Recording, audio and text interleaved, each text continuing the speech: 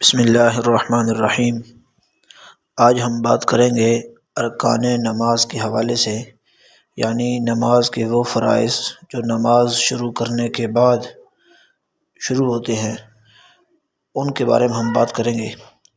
تو ارکان نماز 6 ہیں۔ نمبر 1، تکبیر تحریمہ کہنا۔ پہلی تکبیر جو ہے اس کو تکبیر تحریمہ کہا جاتا ہے، اور یہ تکبیر تحریمہ کہنا نماز کے لیے فرض ہے۔ نمبر 2، قیام کرنا، یعنی کھڑے ہو کر نماز پڑھنا۔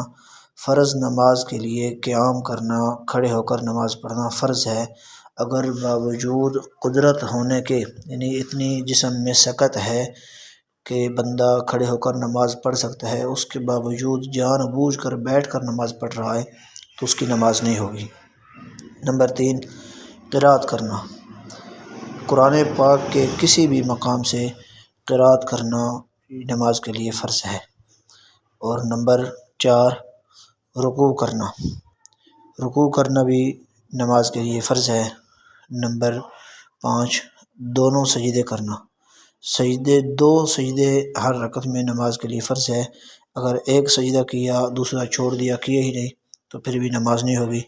نمبر 6، قعدہ اخیرہ میں اتحیات پڑھنے کی مقدار بیٹھنا، یعنی جو آخری قعدہ ہے اس میں اتنی مقدار بیٹھ جانا کہ اتحیات سے لے کر عبدہ و رسولہ تک پڑھا جاتا ہے، جتنا وقت یہ پڑھنے میں لگتا ہے اتنی مقدار بیٹھنا فرض ہے۔